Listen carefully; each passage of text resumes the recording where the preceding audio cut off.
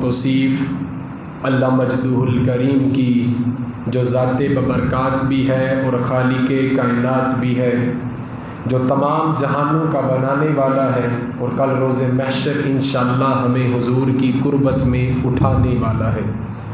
تمام تعریف و توصیف رب کے پیارے، رب کے محبوب، شافی یوم النشور، فخر عرب و عجم، رفیق عمر و ابو بکر، محسن عثمان و علی، حضرت محمد مجتبی احمد مصطفیٰ صلی اللہ علیہ وآلہ وسلم کی بارگاہ اقدس میں نذرانہ گلدستہ پیش کرنے کے بعد آپ کے تمام جان نثاروں کی بارگاہ میں اس بزم کا عاجزانہ سلام پیش کرتے ہیں۔ تمام مذاہب کے جو سرداران ہیں، جو اسلام کے پیروکار اور اسلام کا پرچم بلند کرتے ہوئے اس دنیا فانی سے رخصت ہوئے، ان سب کی بارگاہ اقدس میں بھی اس بزم کا سلام پیش کرتے ہیں۔ تابعین، صحابہ کرام، شہداء، شہداء کربلا، تمام کی بارگاہ میں اس بزم کا عاجزانہ سلام پیش کرتے ہیں۔ اور میرے سامنے موجود سامعین کرام، السلام علیکم ورحمۃ اللہ وبرکاتہ۔ آج ہم جس عنوان کو سرنامہ کلام بنانے جا رہے ہیں وہ ہے سیرت امام السجاد حضرت امام زین العابدین رضی اللہ تعالی عنہ، جو حضرت امام علی مقام حضرت امام حسین کے فرزند ہیں اور مولا علی شیر خدا حل عطا مشکل کشا آپ کے پوتے ہیں، جن کا نام امام السجاد امام زین العابدین ہے۔ پابند سلاسل ہے، جو سجاد نہ ہوتا یہ دین کبھی قید سے آزاد نہ ہوتا، کر خون سے آبد اسے سیراب نہ کرتا، اگر اسلام کا گلشن کبھی بھی آباد نہ ہوتا۔ آگے بچہ نعت پڑھ رہا تھا کہ سید نے کربلا میں وعدے نبھا دیے ہیں، وہ وعدے نبھا دیے ہیں سید نے کربلا۔ حضرت امام زین العابدین، آپ کی شان کا آپ اس بات سے اندازہ لگا لیجئے کہ آپ کے والد محترم، جنت کے جوانوں کے سردار حضرت امام علی مقام امام حسین، اور آپ کی والدہ شہر بانو، اور آپ کے داتا علی المرتضیٰ حل عطا مشکل کشا کرم اللہ تعالی وجہ الکریم، آپ کی دادی حضرت اماں فاطمہ الزہرا سلام علیہا۔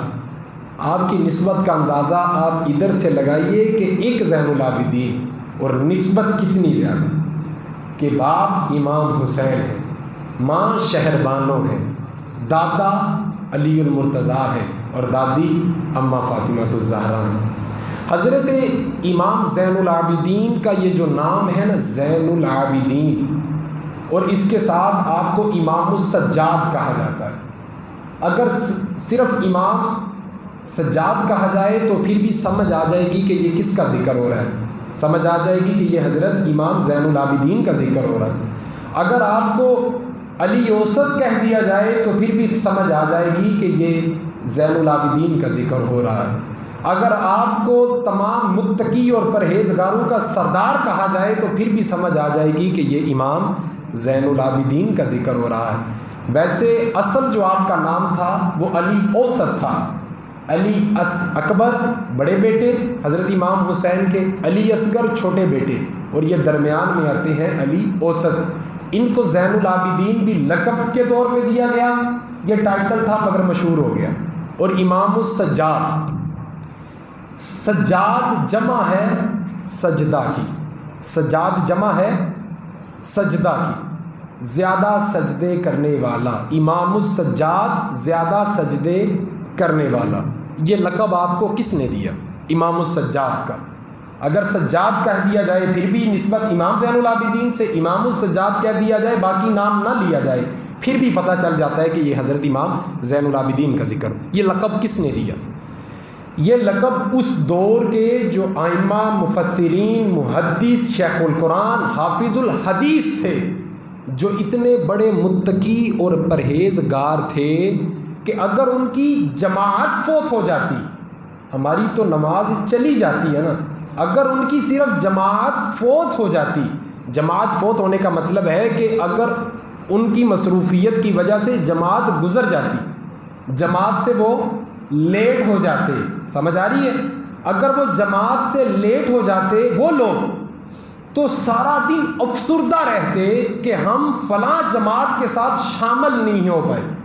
اتنے متقی تھے کہ ان کی زندگی میں کوئی ممکن ایسی نماز رہی ہو جو جماعت سے وہ لیٹ ہوئے ہوں۔ وہ لوگ جن کی کبھی جماعت بھی فوت نہیں ہوئی، جو متقی تھے اس دور کے، صحابہ تھے، تابعین تھے۔ ہماری آج کی نماز کروڑوں نمازیں ان کی ایک نماز پہ قربان، کیونکہ انہوں نے حضور کو دیکھ کے نماز پڑھنا سیکھا۔ ان کی پرہیزگاری پہ ہماری کروڑوں عباداتیں قربان، ہماری کروڑوں عبادتیں قربان، کیونکہ انہوں نے حضور کے والضحیٰ کے مکھڑے سے عبادت کرنا سیکھا۔ وہ لوگ جن کی کبھی جماعت اگر فوت ہو جاتی تو وہ افسردہ رہتے، تو وہ لوگ جب انہوں نے حضرت امام زین العابدین کی عبادت کو دیکھا، حضرت امام زین العابدین کے سجدوں کو دیکھا، آپ کے ذوق اور خشوع خضوع کو دیکھا، تو اس وقت کے جو بڑے بڑے ائمہ محدث تھے انہوں نے لقب دیا یہ امام سجاد ہے، یہ امام السجاد ہے، یہ سجدوں کی زینت ہے، یہ زیادہ سجدے کرنے والے ہیں۔ اور جو خود زیادہ سجدے کرتے تھے یہ انہوں نے لقب دیا تھا، صحابہ اور تابعین نے لقب دیا تھا زیادہ سجدے کرنے والے۔ امام زین العابدین کو یہ لقب کے طور پر نام دیا گیا السجاد، زیادہ سجدے کرنے والے۔ آپ اکثر فرمایا کرتے تھے کہ جو لوگ ڈر کے عبادت کرتے ہیں وہ غلام ہیں، جو ڈر کے عبادت کرتے ہیں وہ غلام ہیں، وہ غلاموں کی طرح عبادت کرتے ہیں۔ اور فرمایا جو لالچ کے نظریے کی وجہ سے عبادت کرتے ہیں کہ ہم عبادت کریں گے تو یہ ملے گا، یہ ملے گا، یہ ملے گا، یہ ملے گا، فرمایا یہ لوگ تاجر ہیں جو کاروبار کرتے ہیں عبادت سے۔ ایک فرمایا جو ڈر کے عبادت کرتے ہیں وہ غلاموں کی طرح عبادت کرتے ہیں، جیسے اپنے آقا کا ادب غلام کرتا ہے اور ڈر کے اس کی فرما برداری کرتا ہے۔ اور پھر فرمایا جو لالچ کی وجہ سے عبادت کرتے ہیں وہ تاجر ہیں، وہ کاروبار کرتے ہیں۔ اور پھر فرمایا جو بندے خشوع خضوع اور اللہ کی خوشنودی کے لیے عبادت کرتے ہیں وہ آزاد اور ایک عاشق ہونے کے ناطے عبادت کرتے ہیں۔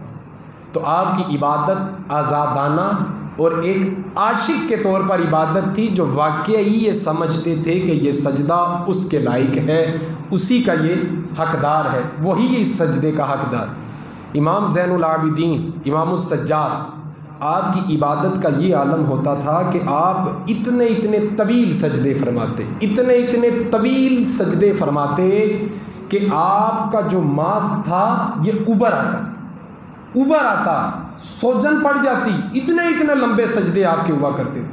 کون ہے بھائی جو آج اتنی کثرت سے عبادت اور اتنے طویل سجدوں کے اندر ذوق پیدا کر کے عبادت کرتا ہے؟ روایات میں آتا ہے کہ ایک دو دفعہ ماس کو کاٹا گیا کہ اتنا ماس ابھر آیا، زخم بن گئے، اتنے اتنے طویل سجدے ہوتے تھے آپ کے۔ حضرت تعود تابعین میں سے ہیں رضی اللہ تعالیٰ عنہ، آپ فرماتے ہیں کہ ایک شب میں نے دیکھا کہ امام زین العابدین عبادت کر رہے تھے، میں دیکھتا ہوں کہ وہ ساری رات نفل پڑھتے رہے۔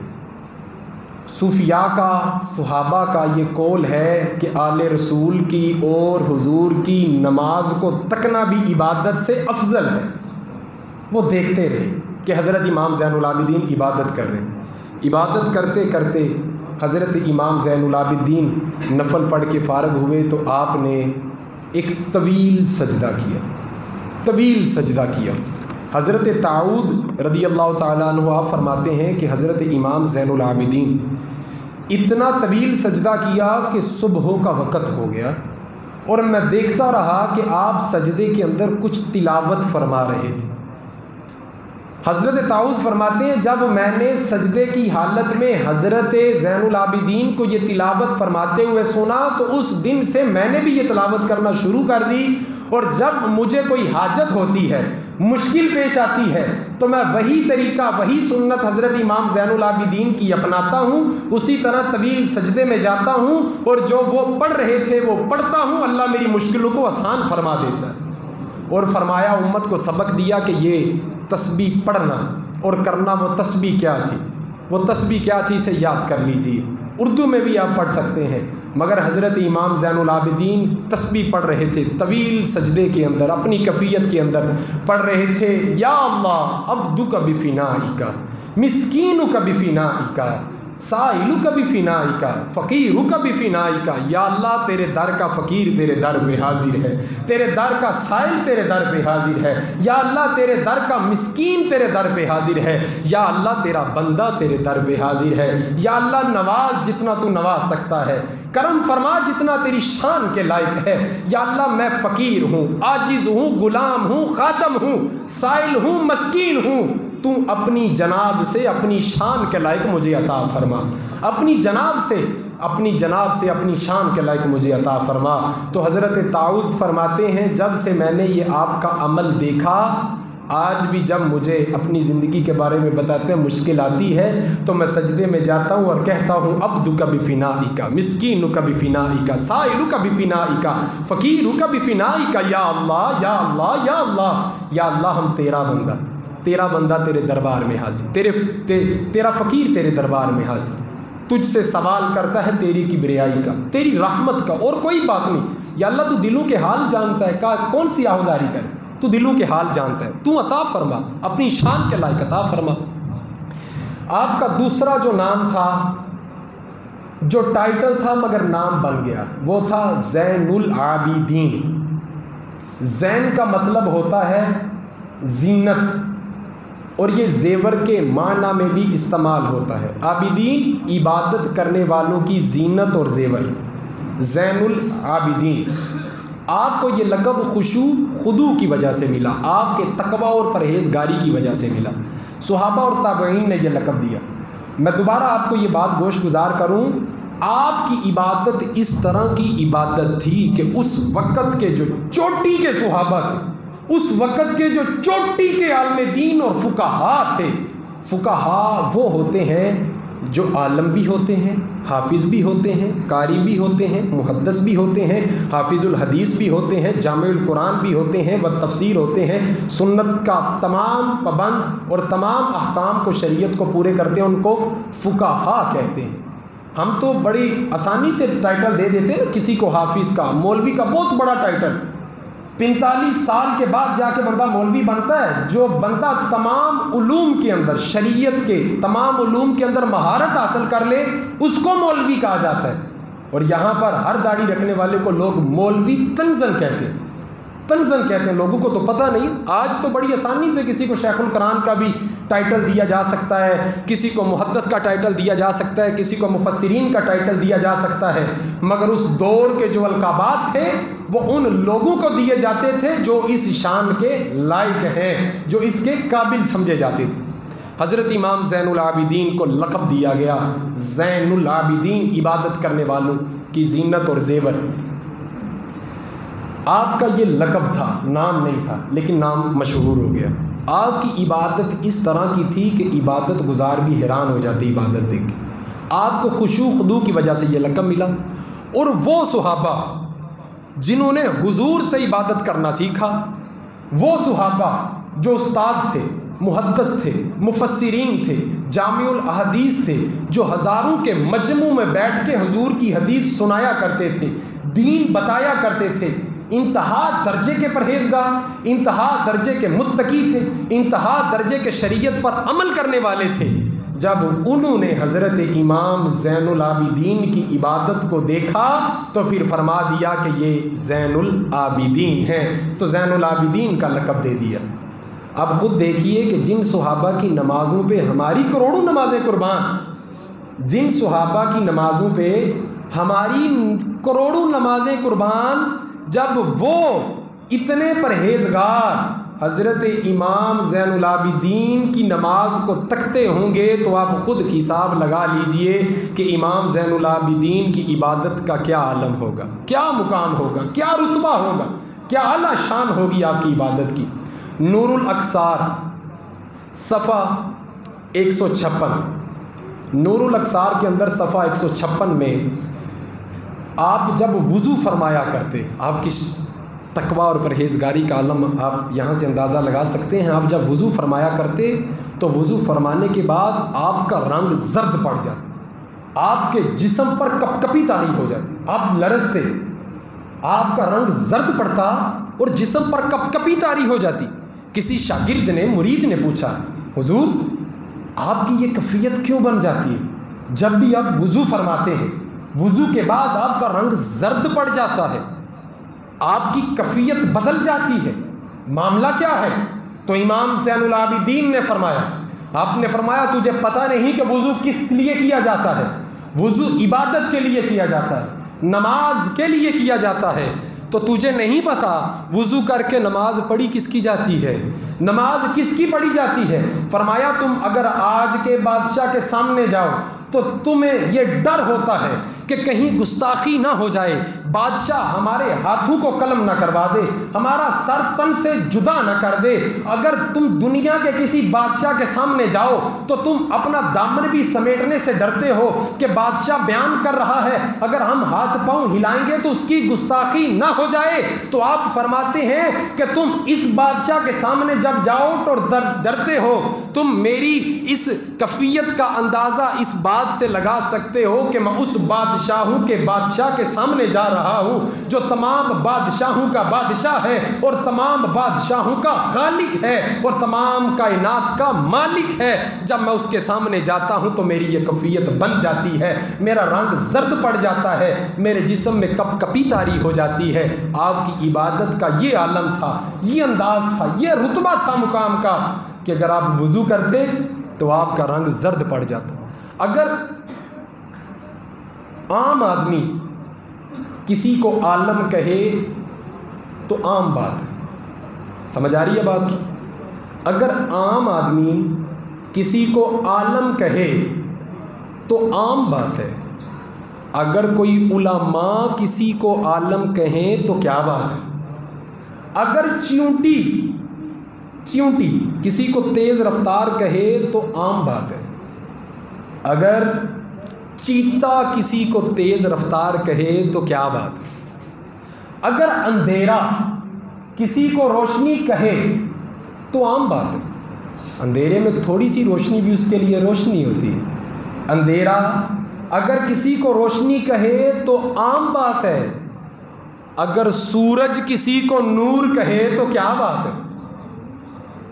اگر ہم کسی کو عابد کہیں تو عام بات ہے، اگر اس دور کے فقہا، مجدد، عالم دین، محدث، متقی، پرہیزگار، اس دور کے چوٹی کے فقہا اگر کسی کو زین العابدین کہیں تو کیا بات؟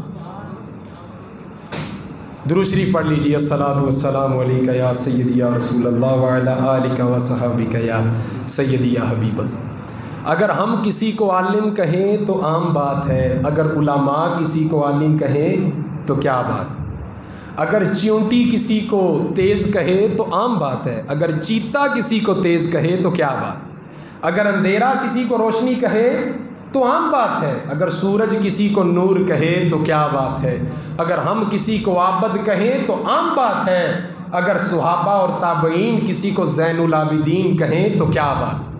حضرت صالح بن حسان بیان کرتے ہیں، کہتے ہیں کہ کسی آدمی نے سید التابعین کا لقب کسی کو دے دیا، سید التابعین کا، کہ یہ تابعین کا سردار ہے، سید التابعین کا لقب کسی کو دے دیا، یعنی سعید ابن المسیب یہ تابعین میں سے ہے۔ ان کے سامنے کسی نے ذکر کیا کہ فلاں شخص نے فلاں کو سید التابعین کا لقب دے دیا کہ وہ تابعین کا سردار ہے، تو حضرت سعید ابن المسیب رضی اللہ تعالیٰ عنہ آپ نے فرمایا کیا تو نے علی ابن الحسین کو دیکھا ہے؟ کیا تو نے امام زین العابدین کو دیکھا ہے؟ اس نے کہا نہیں دیکھا۔ تو آپ نے فرمایا پھر میں نے ان سے بڑھ کے کسی کو متقی اور پرہیزگار نہیں دیکھا، ان سے بڑھ کے کسی کو متقی۔ حلیۃ الاولیاء یہ ساری کتاب عربی میں لکھی ہوئی ہے، حلیۃ الاولیاء، 1000 سال قبل لکھی گئی، 1000 سال پہلے یہ کتاب لکھی گئی، عربی میں کتاب ہے۔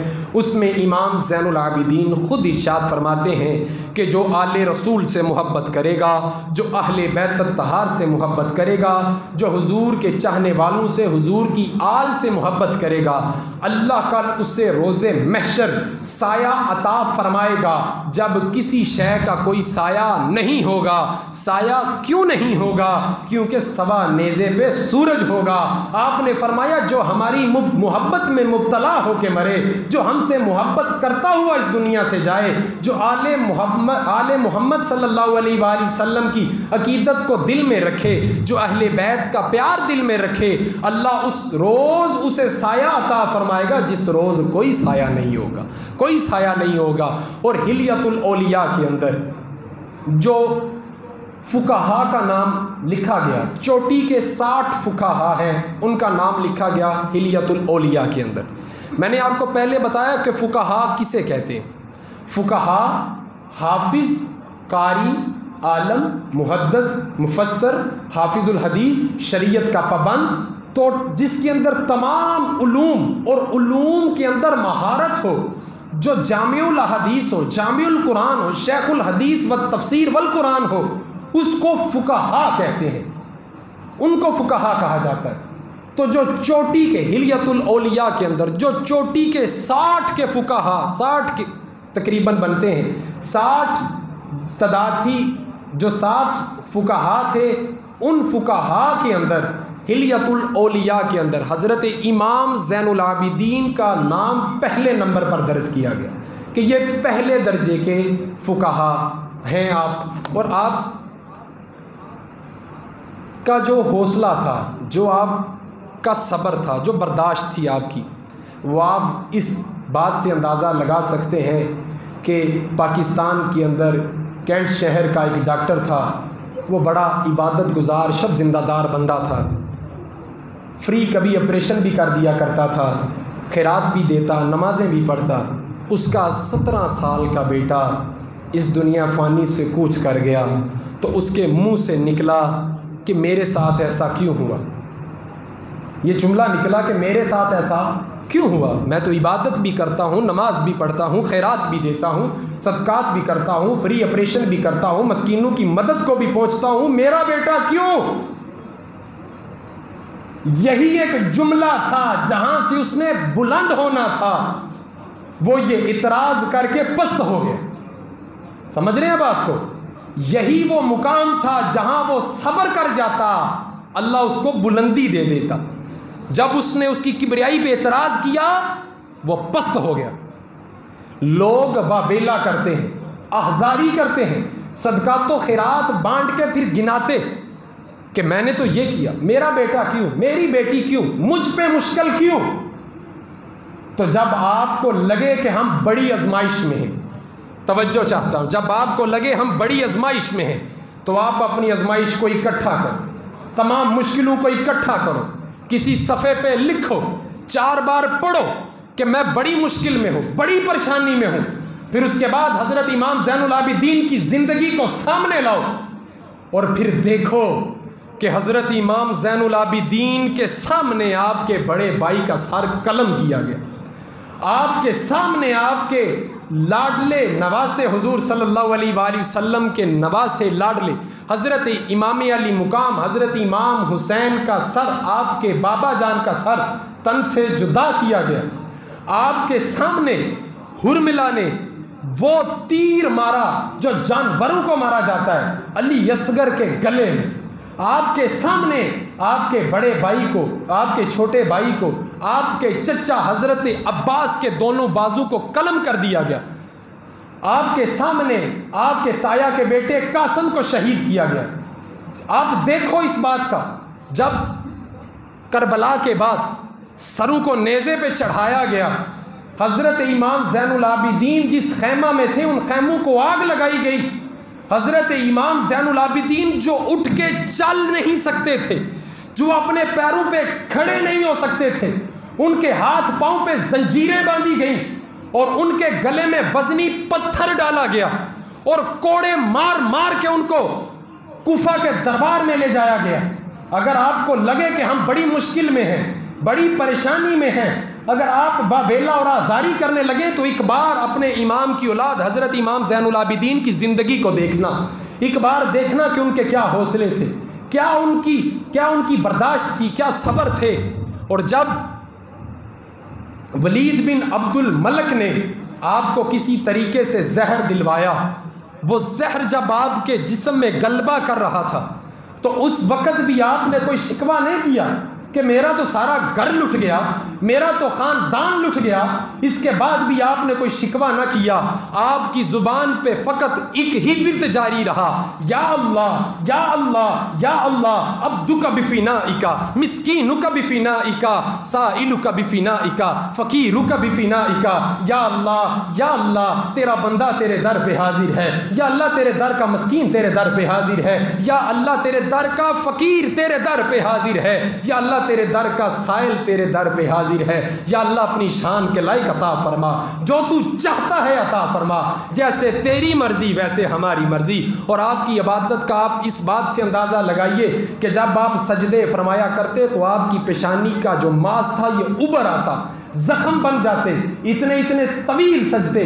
آج تو کلین ہے، کلینوں کے نیچے بھی فوم ہے اور اے سی لگے ہیں، پکھے لگے ہیں، بندوں کے پھر بھی نخرے ہیں کہ گھٹنوں میں درد ہوتی ہے، فرش پہ نماز نہیں پڑھی جاتی۔ آج اتنی سہولتوں کے باوجود اس وقت یہ دریاں، یہ کلین، یہ فومیں نہیں تھی، اس وقت فرش پہ نماز پڑھی جاتی تھی، اور فرش بھی پکے نہیں تھے جس طرح پلستر کیے جاتے ہیں۔ یہ عالم تھا آپ کی عبادت کا کہ آپ عبادت کرتے، ساری رات ایک سجدہ جاتا، صبح ہو جاتی اور ایک کی ورد جاری رہتا، عبدک بفنائک، مسکینک بفنائک، سائلک بفنائک، فقیروں کا بفنائی کا۔ اس کے علاوہ کوئی شکوہ نہ کیا۔ میرے بھائیوں، میں آپ کو یہ بات بتانا چاہ رہا ہوں کہ جب بھی آپ کے گھر میں کوئی مشکل اور پریشانی آئے تو یہ ہمارے رہنما ہیں، یہ ہمارے آئیڈیل ہیں، یہ ہمارے ہیرو ہیں۔ ہم نے ان سے سبق لینا ہے، ان سے حوصلہ لینا ہے، ان سے رہنمائی لینی ہے۔ ہم نے احزاری نہیں کرنی، ہم نے ناشکری نہیں کرنی، کیونکہ جتنا صبر ان کا تھا یہ صرف انہی کا تھا۔ ہم تو 10 لاکھ کا صدمہ برداشت نہیں کر سکتے، 10,000 کا صدمہ نہیں برداشت کر سکتے۔ تو یہ ان کا حوصلہ تھا کہ سارا گھر بھی لٹ گیا پھر بھی سر سجدے سے نہیں اٹھایا۔ اس کے بعد امام زین العابدین کی تاریخ پیدائش 4 جنوری 659 عیسوی شعبان 18 ہجری اور تاریخ وصال 20 اکتوبر 713 عیسوی 25 محرم 95 ہجری۔ 57 سال کی عمر میں آپ اس دنیا فانی سے کچھ کر گئے۔ 25 محرم آپ کی یوم شہادت ہے، آپ کا عرس مبارک ہے، 25 محرم الحرام جو ابھی آ رہا ہے۔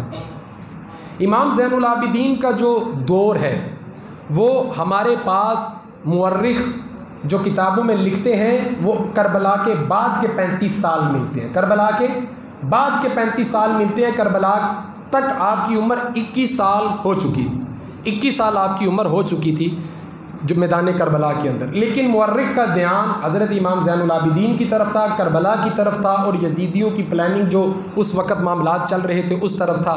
امام زین العابدین کی زندگی ہمیں کربلا کے بعد واضح طور پہ ملتی ہے، پہلے بھی ہے لیکن بعد میں واضح طور پہ آتی۔ حضرت امام حسین مدینہ سے مکہ، مکہ سے کوفہ اور کوفہ سے کربلا کی جانب گئے۔ امام زین العابدین بھی آپ کے ساتھ ساتھ تھے۔ حضرت امام زین العابدین کی طبیعت پہلے خراب نہیں تھی، رستے میں جو خبریں ملتی گئی کہ مسلم بن عقیل آپ کو شہید کر دیا گیا، آپ کے دونوں بیٹوں کو کوفہ میں شہید کر دیا گیا، یہ جیسے یہ خبریں آتی گئی آپ کی طبیعت علیل ہوتی گئی، بیمار سے بیمار ہوتے گئے، اتنے بیمار ہوئے کہ آپ اٹھ نہیں سکتے تھے۔ اور جب آپ کا حوصلہ اور عشق دیکھیے اپنے بابا سے کہ جب پتہ چلا نا کہ میرا بڑا بھائی اس دنیا فانی سے کچھ کر گیا، اس کا سر قلم کر دیا گیا۔ خدا کی قسم جب آپ کو پتہ چلا کہ ہرملا نے علی اصغر کے گلے میں وہ تیر مارا جو گھوڑوں کو مارا جاتا ہے، اور میرے بھائی کے گلے سے وہ تیر نکل کے میرے بابا کے ہاتھ میں آ کے بےبست ہو گیا تھا، وہ تیر حرملہ نے مارا۔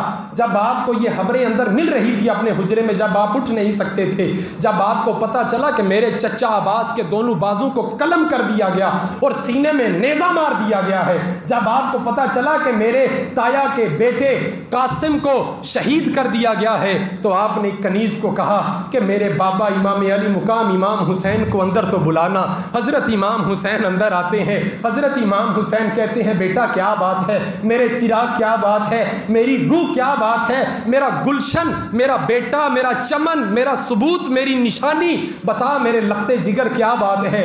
کہا بابا میری پھوپھی اماں نے اپنے بیٹوں کو قربان کر دیا، میرا تایا کا بیٹا ضد سے آپ کو اپنے اوپر آپ کے اوپر اپنے آپ کو قربان کر کے چلا گیا۔ بابا میرا بڑا بھائی چلا گیا، میرا چھوٹا بھائی چلا گیا، بابا میں اٹھ نہیں سکتا، مگر میں سرخرو ہونا چاہتا ہوں اپنے دادا اور دادی کی بارگاہ میں حضرت امام حضرت علی المرتضیٰ العطا مشکل کشا کی بارگاہ میں سرخرو ہونا چاہتا ہوں، حضرت فاطمہ الزہرا اپنی دادی کی بارگاہ میں سرخرو ہونا چاہتا ہوں۔ دادا عرض کی بابا جان آپ مجھ پر عنایت فرما دیجئے، مجھے ایک چھڑی دیجئے اور ایک تلوار دیجئے۔ کہا بیٹا کس لیے؟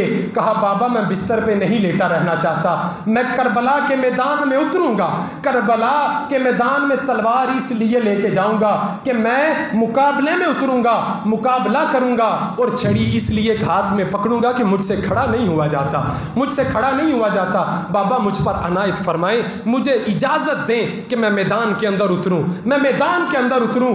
اگر میں جاتے ہی شہید ہو گیا تو مجھے اس بات کا دکھ نہیں، مگر اس بات کا دکھ ہے کہ میں بستر پہ لیٹ کے اپنے بھائیوں کے ناچوں کو دیکھ رہا ہوں، یہ مجھ سے دیکھا نہیں جاتا۔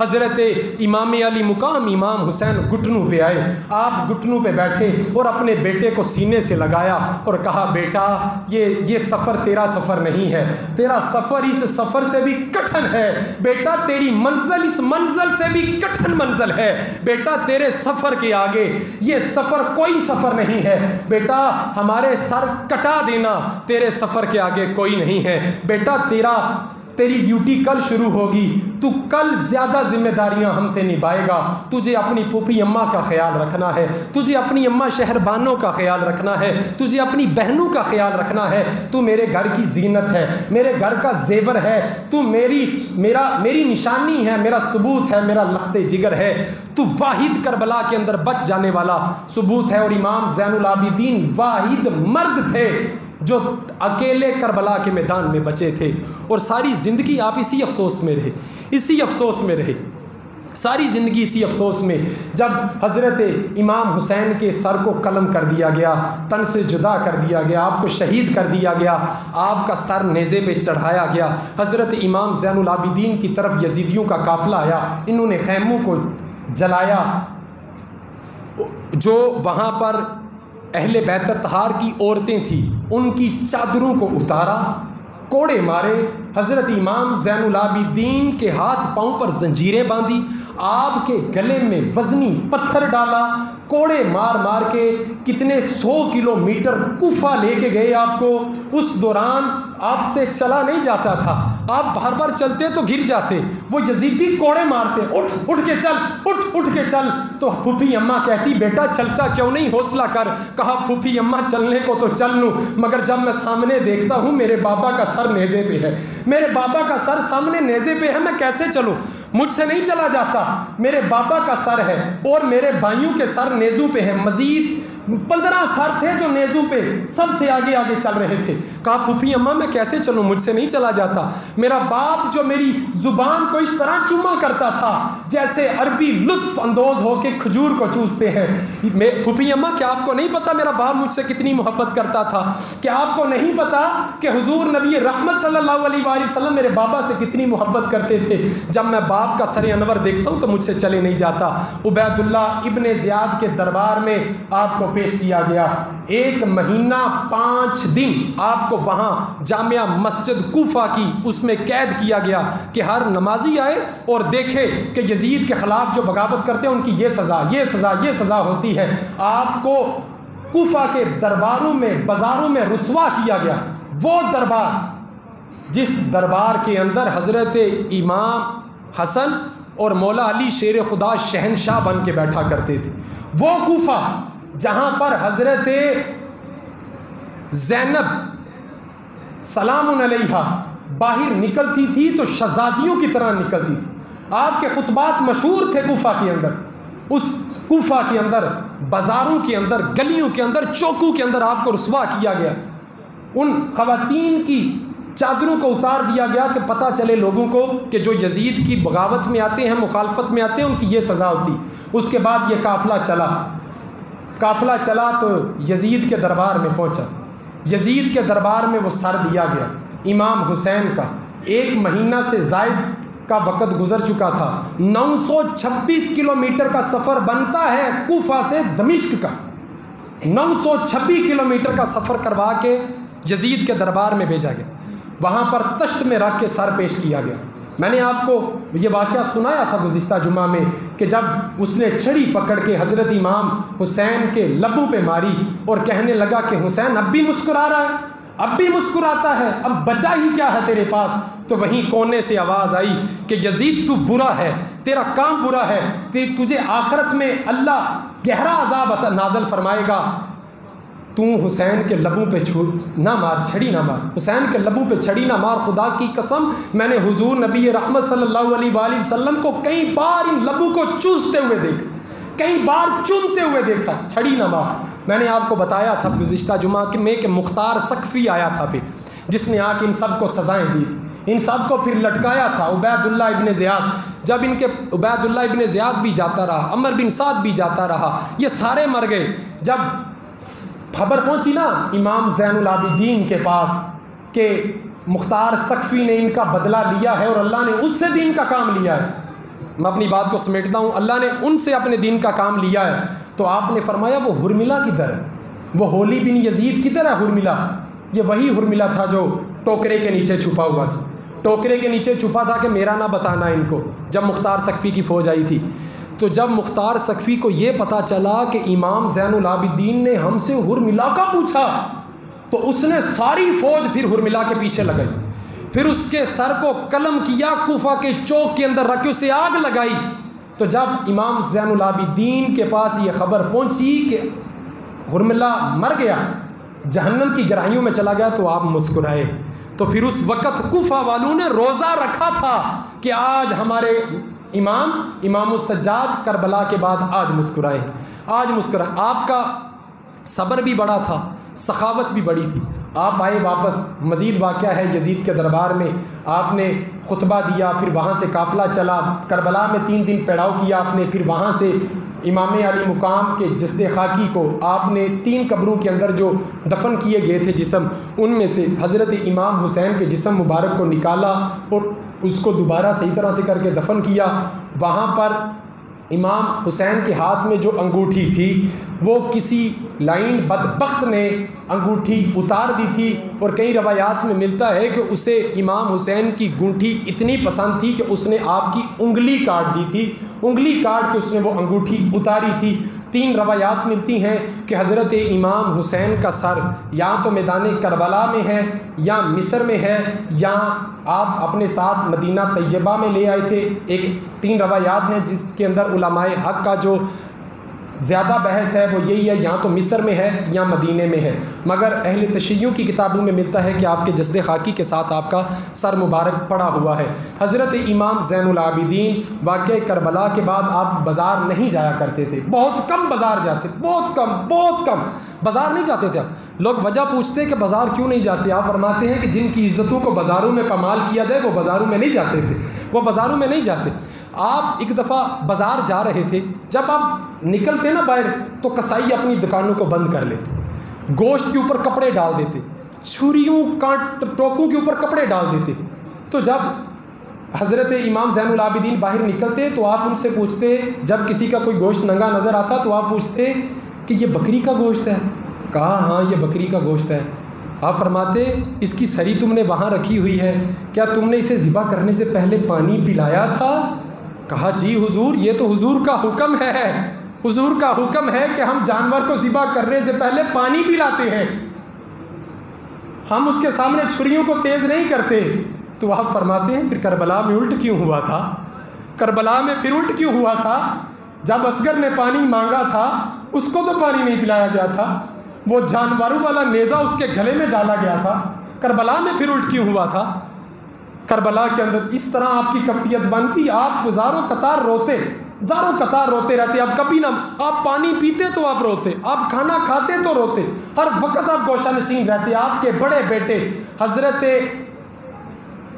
امام حسن کے نواسے امام باقر، آپ نے پوچھا بابا جان آپ اتنا روتے کیوں ہیں، ہم مسکراتے کیوں نہیں؟ تو آپ نے فرمایا بیٹا وہ یعقوب تھے جن کا یوسف گم ہوا تھا صرف، مگر پتہ تھا وہ زندہ ہے۔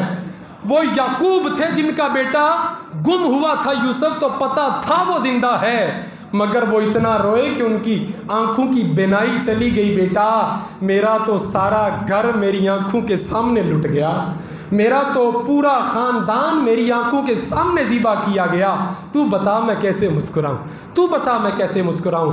آپ کا تقوی پرہیزگاری اتنی تھی کہ آپ نے کتابیں بھی لکھیں، صحیفۃ السجادیہ لکھا اور حقوق العباد لکھا۔ آپ کا یہ عالم تھا کہ آپ رات کو منہ پہ کپڑا ڈال کے چادر اوڑھ کے گمنام ہو کے لوگوں کے گھروں میں جایا کرتے، روزانہ 40 سے 50 بندوں کے گھر میں راشن دے کے آیا کرتے تھے، اور اس کے بعد آپ غلاموں کو خریدتے۔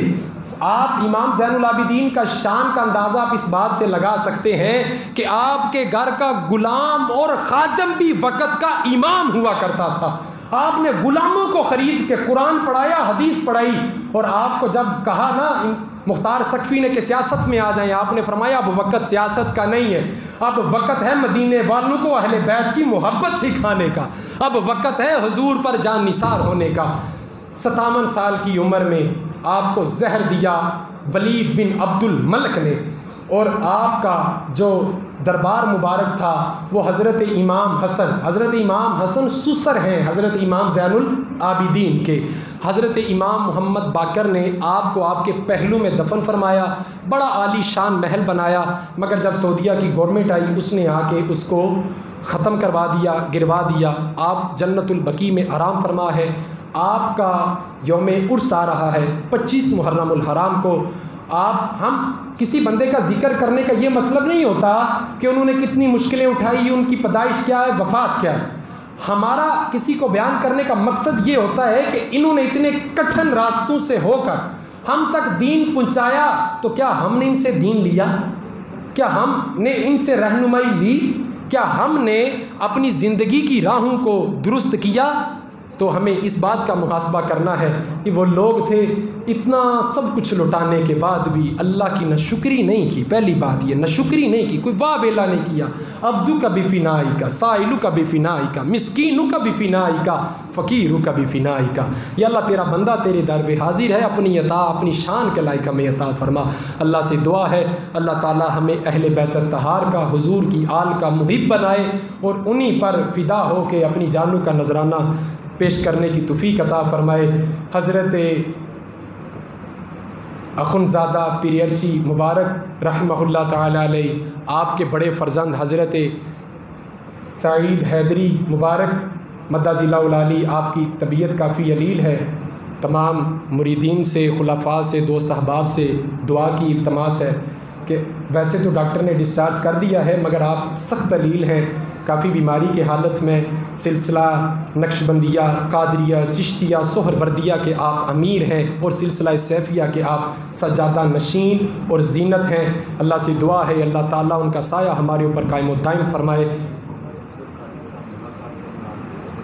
اور پیر محمد افضل قادری صاحب، امیر ملت، امیر نوجوانان ملت، جو پیر افضل قادری صاحب ہیں مراڑیاں شریف والے، وہ انشاءاللہ 2:30 بجے تک یہاں پر پہنچیں گے۔ وہ حاضر ہو رہے ہیں، آ رہے ہیں۔ ملاقات اگر کوئی بندہ کرنا چاہتا ہے، زیارت کرنا چاہتا ہے بزرگوں کی، تو وہ رک سکتا ہے، ان سے دستبوسی کر کے جائیں، ان کی زیارت کر کے جائیں۔ اگر آپ کے پاس ٹائم ہے تو ضرور اس محفل سے لطف اندوز ہوں۔ وآخر دعوانا ان الحمد للہ رب العالمین، سنت ادا فرما۔